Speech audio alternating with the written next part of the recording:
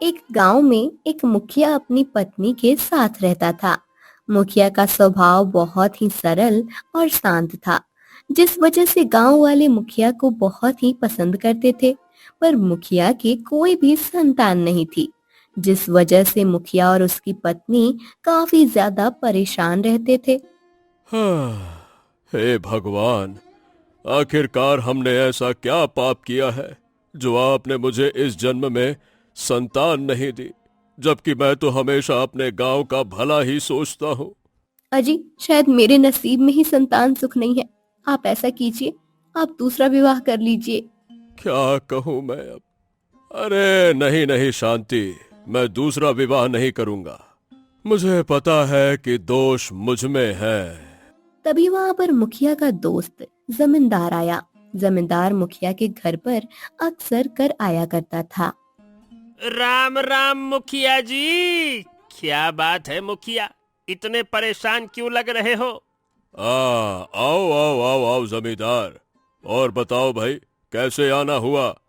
अरे मैं यहीं से गुजर रहा था तो सोचा कि आपसे मिल लूं। वैसे क्या बात है, बड़े दुखी लग रहे हो, क्या समस्या है भाई? हाँ, अब क्या बताएं तुम्हें। तुम्हें तो पता ही है, हमारी संतान नहीं है, बस इसीलिए दुखी है। यही तो हमारे जीवन की सबसे बड़ी समस्या है। आहाहाहा, अरे आप इतना दुखी क्यों होते हो? आप किसी बच्चे को गोद ले लीजिए, हो गया समस्या का समाधान। अरे नहीं नहीं नहीं नहीं, गोद लेने से क्या फायदा? अगर हमारी संतान हो जाती तो अच्छा होता। अरे मुखिया जी, ये आपने कैसी बातें कर दी?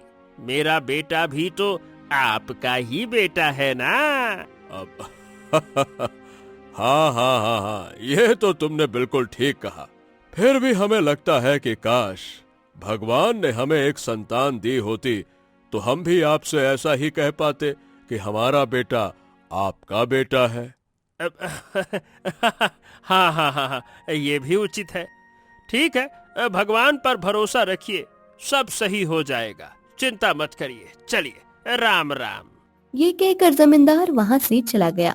जमींदार मुखिया की पत्नी को एक औषधि देता था, पर उन्हें नहीं पता था ये औषधि बच्चे न होने की है। एक दिन मुखिया की पत्नी की अचानक तबीयत खराब हो गई, जिससे मुखिया काफी ज्यादा परेशान हो गया।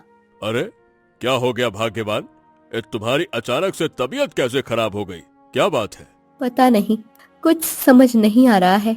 हमें वैद्य के पास चलना चाहिए। हाँ हाँ हाँ हाँ, तुम ठीक कह रही हो। मैं वैद्य को घर पर ही बुला लेता हूँ, क्योंकि मुझे नहीं लगता कि तुम वैद्य के पास जा पाओगी। रुको रुको, मैं ले आता हूँ।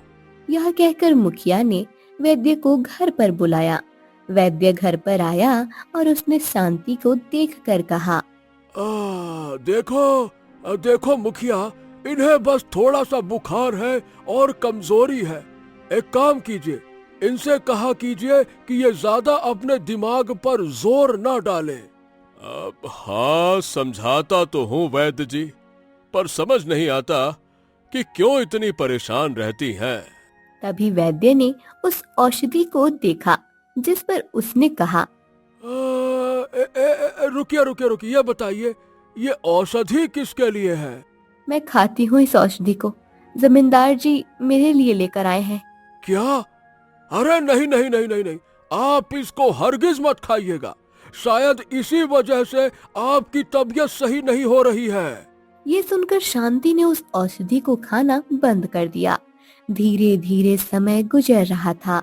एक दिन अचानक शांति बेहोश होकर गिर पड़ी, जिस पर मुखिया काफी ज्यादा हैरान हुआ। अरे क्या हो गया? ए शांति, तुम बेहोश कैसे हो गई? कोई है क्या? अरे घर में कोई है? अरे सुनो, अरे शांति उठो, शांति, ए शांति, अरे कोई है क्या? इसके बाद मुखिया वैद्य को बुलाकर लाया। वैद्य ने शांति को देखा तो कहा, अरे मुखिया जी, खुशखबरी है, खुशखबरी, आपकी पत्नी माँ बनने वाली है। क्या? क्या बात कर रहे हैं मुखिया जी? मेरी मेरी पत्नी माँ बनने वाली है? अच्छा सही सही बताइए, आप झूठ तो नहीं कह रहे ना वैद्य जी? एकदम एकदम सही कह रहे ना? हाँ हाँ हाँ, बिल्कुल ठीक कह रहे हैं मुखिया जी, आपकी पत्नी माँ बनने वाली है। यह सुनकर मुखिया काफी ज्यादा खुश हो गया, क्योंकि कई सालों बाद उसे यह खुशी मिली थी। वहीं जब गांव में ये बात पता लगी तो गांव वाले भी काफी ज्यादा खुश हुए। चलो भाई, आखिरकार इतने सालों के बाद मुखिया जी के यहाँ इतनी बड़ी खुशखबरी तो आई। हाँ हाँ भैया, बिल्कुल सही कह रहे हो। मुखिया जी हमारी बहुत ही देखभाल करते हैं। भगवान को उनकी इच्छा पूरी करनी ही थी। अच्छा हुआ। और नहीं तो क्या। अच्छा, अब क्या सारे गांव में उत्सव मनाया जाएगा? हाँ हाँ, और क्या। अरे भाई, उत्सव क्यों नहीं मनाया जाएगा। हमारे मुखिया के यहाँ संतान होने वाली है। हम लोग तो बहुत ही खुश हैं। ये तो मजे की बात है। यह कहकर गांव वाले काफी ज्यादा खुश हुए। वहीं गांव वालों को इतना खुश देखकर जमींदार काफी ज्यादा परेशान था। अरे आखिरकार ऐसा कैसे हो सकता है? इस ससुरा मुखिया बाप कैसे बन सकता है? नहीं नहीं नहीं नहीं नहीं, मेरी योजना विफल नहीं हो सकती। अरे अब मैं करूं तो क्या करूं? इस मुखिया को मजा चखाना होगा। जमींदार काफी ज्यादा परेशान था और वह मुखिया से मिलने के लिए उसके घर पर गया। मुखिया के घर जाकर जमींदार ने देखा, मुखिया बहुत ज्यादा खुश था। उसने जब जमींदार को देखा तो कहा, अरे आओ आओ आओ जमींदार, तुम्हारी ही कमी थी। अरे भाई, कहाँ थे? दिखाई नहीं दिए कई दिनों से। अरे बस कुछ नहीं, काम से बाहर गया था। मैंने सुना कि आपकी पत्नी गर्भ से है। बिल्कुल सही सुना तुमने। भगवान ने आखिरकार हमारी प्रार्थना सुन ली जमींदार, सुन ली। अरे ये तो बड़ी अच्छी बात है। मैं तो बस भगवान से यही कामना करूंगा कि आपकी संतान हमेशा लंबी आयु वाली रहे। हाँ हाँ, क्यों नहीं क्यों नहीं। अच्छा आओ आओ, मिठाई तो खाओ भाई। नहीं नहीं नहीं नहीं, वैद्य जी ने मीठा खाने से मना किया है। अरे भाई क्यों, क्या हो गया? हुआ कुछ नहीं है, बस कुछ हो ना जाए इसी वजह से। वैसे आपको मुबारक हो मुखिया जी। चलिए अब मैं चलता हूँ। यह कहकर जमींदार वहां से चला गया। धीरे धीरे समय गुजर रहा था। मुखिया और उसकी पत्नी बहुत खुश थे। अजी, मुझे नहीं लगता था कि मैं कभी भी माँ बन पाऊंगी। मैं भगवान की बहुत ही शुक्रगुजार हूँ जो उन्होंने मुझे ये सौभाग्य दिया है। हाँ हाँ हाँ हाँ, तुम बिल्कुल ठीक कह रही हो भाग्यवान। उम्मीद तो मैंने भी छोड़ दी थी। ये तो चमत्कार ही हो गया। अब हम अपने बच्चों की बहुत अच्छी तरह से देखभाल करेंगे। हाँ हाँ, क्यों नहीं। उसे दुनिया की नजरों से बचा कर रखेंगे और उसे उच्च शिक्षा देंगे। यह सुनकर मुखिया बहुत खुश हुए। कुछ समय बाद उनके यहाँ एक संत, जिससे मुखिया और उसकी पत्नी काफी ज्यादा दुखी हुए। अजी, हमारा बच्चा कहाँ है? मुझे मेरा बच्चा चाहिए। मुझे मेरा बच्चा लाकर दीजिए। अरे अब मैं कहाँ से लाऊं तुम्हारा बच्चा? मैंने पूरे गांव में आदमियों को भेज दिया है। वो जल्द ही ले आएंगे। तुम चिंता मत करो, कहीं नहीं जाएगा। हाँ। नहीं नहीं, आप भी जाइए। मुझे आदमियों पर विश्वास नहीं है। मुझे मेरा बच्चा चाहिए। जैसे तैसे तो मेरे नसीब में ये खुशी आई थी। मैं अपनी खुशी को इस तरह बर्बाद नहीं होने दूंगी। ओहो, तुम इतना परेशान क्यों हो रही हो? हमारे बच्चे को कुछ नहीं होगा। कोई उसे चुरा कर नहीं ले जा सकता। ये हमारा अपना गांव है भाई। अजी, तो आप लाइए ना। मेरा बच्चा कहाँ है? मेरा बच्चा। यह सुनकर मुखिया भी काफी ज्यादा परेशान हुआ। मुखिया और उसके आदमियों ने पूरे गांव में बच्चे को ढूंढा, पर कहीं भी उनके बच्चे का पता नहीं लगा, जिससे मुखिया और उसकी पत्नी दोनों टूट गए। हे भगवान, आपने मेरे साथ ऐसा क्यों किया? आखिर हमने आपका क्या बिगाड़ा था? जैसे तैसे तो आपने हमें ये खुशी दी थी। इससे अच्छा तो आप हमें ये खुशी देते ही ना। ये कहकर मुखिया की पत्नी जोर जोर से रोने लगी, जिसे देखकर मुखिया भी काफी दुखी हुआ। ओहो भाग्यवान, तुम इतना दुखी क्यों हो रही हो? भगवान पर भरोसा रखो, सब ठीक हो जाएगा। अजी, किस प्रकार भगवान पर भरोसा रखूं? अब मुझे भगवान पर भरोसा नहीं रहा। कोई भगवान नहीं है। अगर भगवान होता तो मेरा बच्चा मेरे पास होता। धीरे धीरे समय गुजरा। 20 वर्ष कब गुजर गए पता ही नहीं लगा। मुखिया और उसकी पत्नी अब बूढ़े हो चुके थे, पर हमेशा दुखी रहते थे, जिस वजह से मुखिया ज्यादातर घर पर ही समय बिताता। एक दिन जमींदार अपने बेटे रमेश के साथ मुखिया के घर आया और मुखिया से बोला, ला, ला, ला, ला, ना, ना, ना। अरे मुखिया जी, राम राम। क्या कर रहे हैं मुखिया जी? क्या हालचाल? हाँ, कुछ नहीं, बस बैठा हूँ जमींदार। और बताओ कैसे आना हुआ? और रमेश, कैसे हाल चाल है? काका, हाल चाल तो अच्छे हैं। आप बताइए, लगता है कि आपकी सेहत कुछ सही नहीं है। अरे बस ऐसे ही, तबीयत सही नहीं है बेटा। अरे तो आपने बताया क्यों नहीं मुखिया जी? मैं अपने बेटे को भेज देता, वो आपकी सेवा करता। अरे नहीं नहीं नहीं नहीं, इसकी जरूरत नहीं है। वैसे भी अब तुम भी बूढ़े हो चुके हो, यह तुम्हारी सेवा करेगा ना। अरे ये आपने क्या कह दिया मुखिया जी?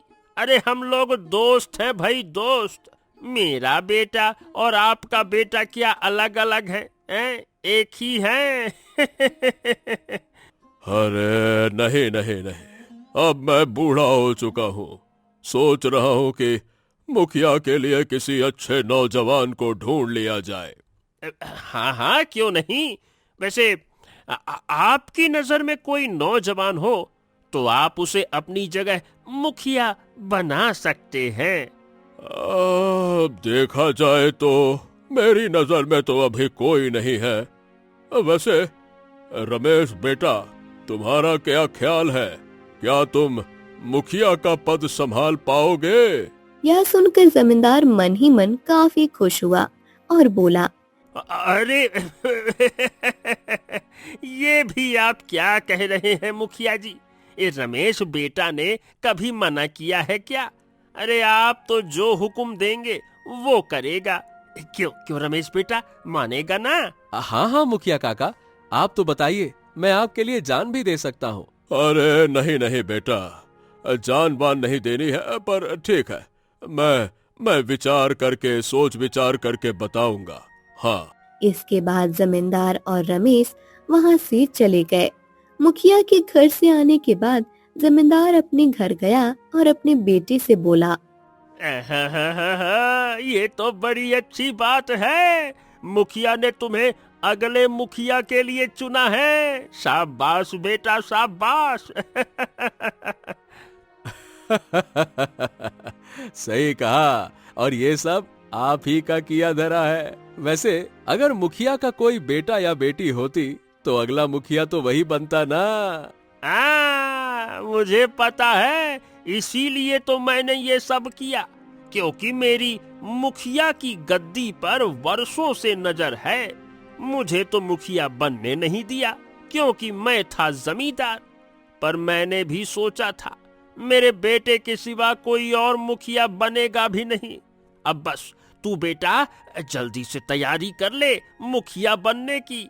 अब ठाट बाट से रहना, मुखिया रमेश।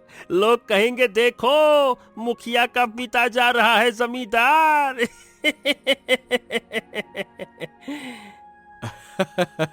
हाँ हाँ पिताजी, जैसे ही मैं मुखिया बनूंगा वैसे ही सारे राजकाज आपको सौंप दूंगा, आपके चरणों में। अरे नहीं नहीं बेटा, इसकी कोई जरूरत नहीं है। मैं तो कहता हूँ कि तू ही मुखिया बनकर सारे काम काज करना। मैं तो तुझे मुखिया बना देखकर ही खुश हो जाऊंगा। अरे मैं तो इसी बात से खुश हूँ, ये रहा मुखिया का बाप जमींदार। आहा, इतने में तो तृप्ति मिल जानी है बेटा। यह सुनकर रमेश भी काफी ज्यादा खुश हुआ। वहीं दूसरी तरफ मुखिया को पता था जब से उसका बच्चा गायब हुआ है तब से उसकी पत्नी बहुत दुखी रहती है और उसने अपनी पत्नी शांति से कहा, हाँ शांति, चलो हम लोग थोड़ा जंगल घूमने चलते हैं। नहीं नहीं, मेरा मन नहीं है, आप ही जाइए। ओहो, तुम भी ना, कहीं जाती क्यों नहीं हो? मैंने तुमसे कितनी बार कहा है, इस तरह घर में बंद होने से कुछ नहीं होने वाला। अजी, मेरा मन नहीं है, और क्या करूं जाकर, जब मेरा बेटा ही नहीं है। उसके बाद मुखिया और उसकी पत्नी जंगल घूमने के लिए आ गए। मुखिया और उसकी पत्नी जंगल के काफी अंदर आ गए, जहां आने पर शांति ने कहा, अजी अब हमें घर चलना चाहिए। हाँ, अरे थोड़ी देर किसी पेड़ के नीचे आराम से बैठकर बातें कर लेते हैं। वैसे भी आज कई सालों के बाद तुम घर से बाहर निकली हो। मेरा कहीं आने जाने का मन नहीं होता है, क्योंकि शायद हमारी किस्मत हमसे रूठ चुकी है। अब देखो शांति, हाँ, जो हो गया उसके बारे में सोच सोच कर क्यों तुम इतना परेशान रहती हो। मैं नहीं चाहता हूँ कि तुम्हें भी कुछ हो जाए। तुम्हें पता है ना, अगर तुम्हें कुछ हो गया तो मैं कैसे जिंदा रह पाऊंगा, है? अभी वो लोग बातें कर ही रहे थे कि तभी अचानक उनके सामने एक शेर आ गया। शेर को देखकर वो दोनों काफी ज्यादा घबरा गए। अजी, ये शेर कहाँ से आ गया? मुझे भी नहीं पता। अरे ये तो बड़ा खतरनाक है। शांति शांति, तुम पीछे रहो, पीछे रहो, पीछे रहो। नहीं नहीं, ये क्या कह रहे हैं? मुखिया ने जब उस युवक को देखा तो कहा, हाँ, अरे तुम्हारा बहुत बहुत धन्यवाद नौजवान, बहुत बहुत धन्यवाद। अब आप ठीक तो है ना? हाँ हाँ हाँ, मैं बिल्कुल ठीक हूँ। अब चलिए, मैं आपके घर छोड़ देता हूँ आपको। आप काफी ज्यादा घायल हो गए हैं, चलिए। इसके बाद वह युवक मुखिया को घर छोड़ने आया, जिस पर मुखिया ने कहा, आह, अरे तुम्हारा बहुत बहुत धन्यवाद बेटा। वैसे तुम्हारा नाम क्या है बेटा? मेरा नाम मदन है। मैं जंगल में ही रहता हूँ। क्या तुम जंगल में रहते हो? बड़ी हैरानी वाली बात है। तुम्हारे माता पिता नहीं है क्या बेटा? नहीं नहीं नहीं, मैं एक अनाथ हूँ। अच्छा, आप आराम कीजिए, मैं चलता हूँ। यह कहकर मदन वहां से चला गया। मदन को जाता देख शांति देख रही थी। उसे ऐसा लगा जैसे वो उसका ही बेटा हो, और उसने मुखिया से कहा, अजी, इस लड़की को देखकर ऐसा लगा जैसे ये हमारा बेटा हो। अगर आज हमारा बेटा होता तो वो भी इतना ही बड़ा होता। हाँ, बिल्कुल ठीक कह रही हो तुम, बिल्कुल ठीक। इसके बाद मुखिया का उपचार किया गया। दूसरी तरफ जमींदार काले कपड़े पहनकर एक गुफा के अंदर गया, जहां पर एक तांत्रिक बैठा पूजा कर रहा था। उसने जमींदार को देखा तो कहा, आओ आओ आओ जमींदार, बगड़बम बगड़बम बगड़बम। बताओ कैसे आना हुआ? आज इतने सालों के बाद आए हो। हाँ हाँ हाँ हाँ, तुमने जो औषधि दी थी उसके बाद मुझे आने की जरूरत ही नहीं पड़ी, पर अब लगता है कि मुसीबत फिर से वापस आ गई है। बगड़बम बगड़बम, ये तुम क्या कह रहे हो जमींदार? क्या मुखिया का बेटा वापस आ गया है क्या?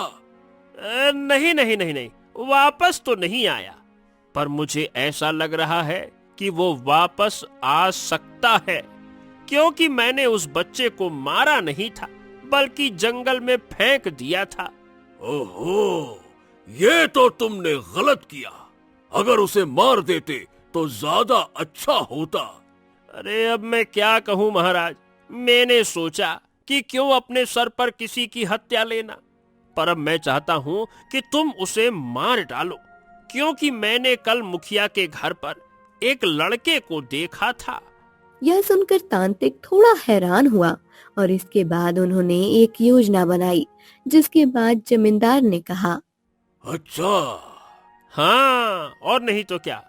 चलो अब मैं चलता हूँ, मेरा काम हो जाना चाहिए। हाँ हाँ हाँ, तुम परेशान मत हो, मैंने तुम्हें पहले भी निराश नहीं किया और अब भी निराश नहीं करूंगा। बगड़बम बगड़बम बगड़बम, जाओ। यह सुनकर जमींदार वहां से चला आया। वहीं पेड़ के पीछे से ये सब कोई देख रहा था और वो भी वहां से चला गया।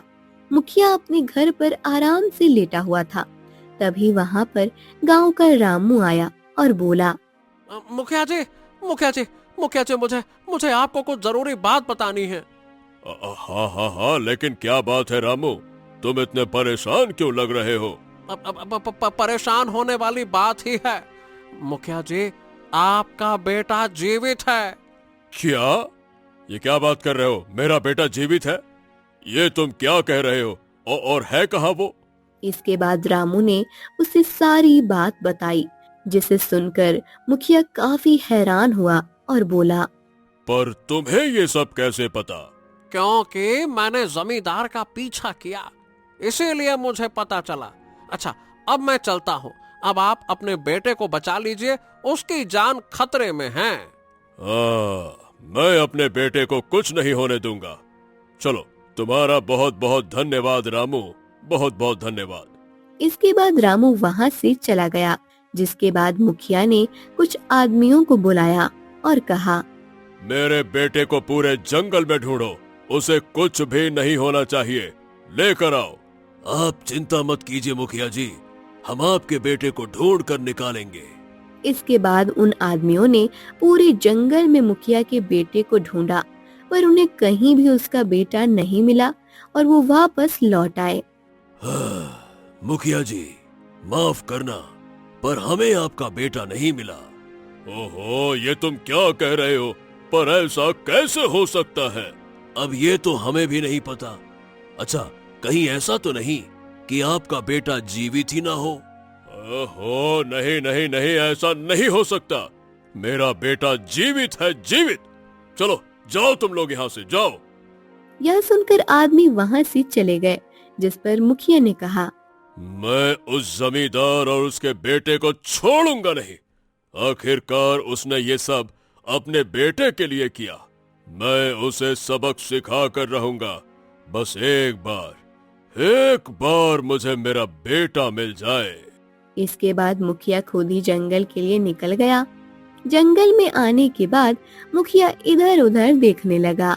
तभी उसे एक पेड़ के नीचे साधु दिखाई दिए और वो उन्हीं साधु के पास गया। साधु ने मुखिया को देखा तो कहा, तुम इस समय जंगल में? क्या हो गया? हाँ, मैं अपने बेटे को बचाने आया हूँ। मेरा बेटा एक तांत्रिक के कब्जे में है साधु महाराज। क्या? तांत्रिक के कब्जे में? जहां तक मुझे पता है, इस जंगल में सिर्फ एक ही तांत्रिक है जो बहुत शक्तिशाली है। क्या? तो फिर मैं अपने बेटे को बचाऊंगा कैसे? क्या कोई उपाय नहीं है? हाँ, एक उपाय है जिससे तुम अपने बेटे को बचा सकते हो और उस तांत्रिक को मार सकते हो। यह सुनकर मुखिया काफी ज्यादा खुश हुआ और बोला, हाँ, बताइए ना, क्या उपाय है?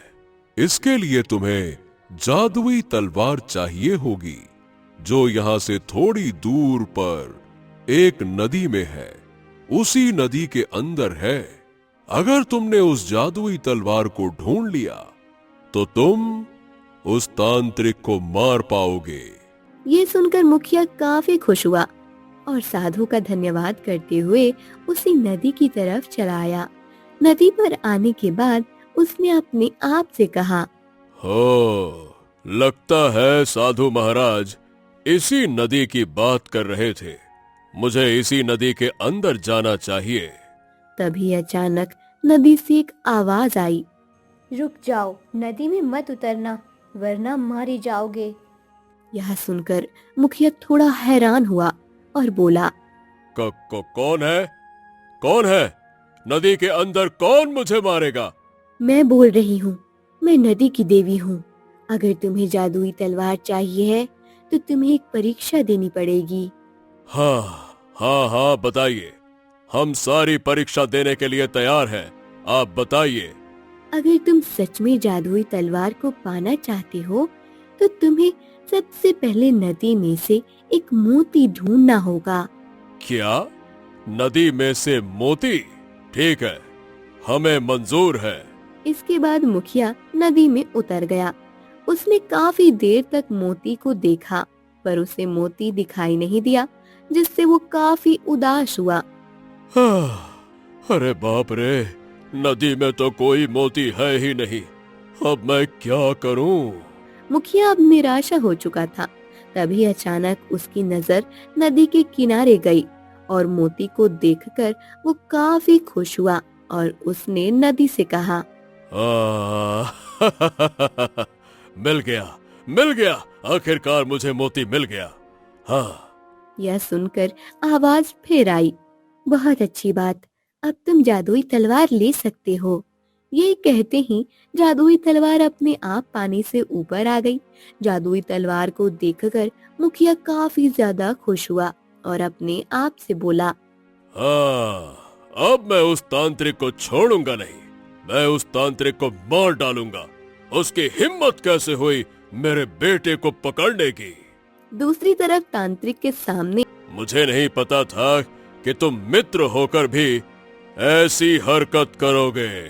मुखिया को देखकर जमींदार को कुछ समझ नहीं आ रहा था और उसने कहा, अरे नहीं नहीं नहीं नहीं, ऐसा कुछ भी नहीं है। तुम्हें कोई गलत फहमी हो गई है मुखिया। मुझे कोई गलत फहमी नहीं हुई है।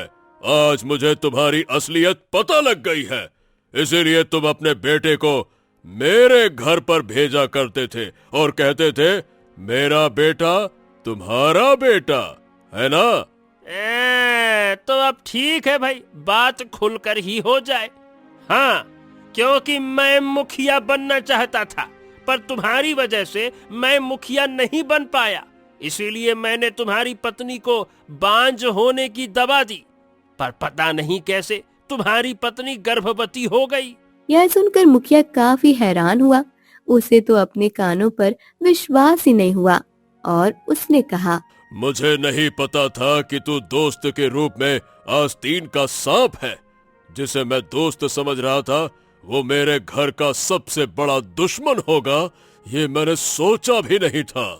अरे मुखिया, मैंने तुम्हें कभी दोस्त समझा ही नहीं, क्योंकि तू तो मेरा हमेशा से ही दुश्मन था और अब मैं तुझे मारकर अपना बदला पूरा करूंगा। और उसके बाद बन जाऊंगा क्या, मुखिया। तू परेशान मत हो बेटा, तू भाग जा, यहाँ से भाग जा। भाग बेटा भाग, जल्दी से भाग। यह सुनकर रमेश वहाँ से भागने लगा, जिस पर मदन ने रमेश को पकड़ लिया और कहा, अरे रुको रुको रुको, इतनी भी क्या जल्दी है? अब तुम कहीं नहीं जा सकते। पिताजी बताइए, मैं इसके साथ क्या करूं? कुछ भी नहीं बेटे, बस इसे पकड़ लो। वहीं जमींदार ने मुखिया से कहा, अरे नहीं नहीं नहीं नहीं, अरे मेरे बेटे को छोड़ दो, चाहे तो मुझको मार लो, लेकिन मेरे बेटे को छोड़ दो। बस, हरगिज नहीं। जमींदार, अब तेरा बेटा और तू दोनों मारे जाएंगे, क्योंकि तूने हमारी जिंदगी नरक बना दी। इन दोनों को गांव ले चलो, चलो। इसके बाद मदन दोनों को पकड़कर गांव ले आया।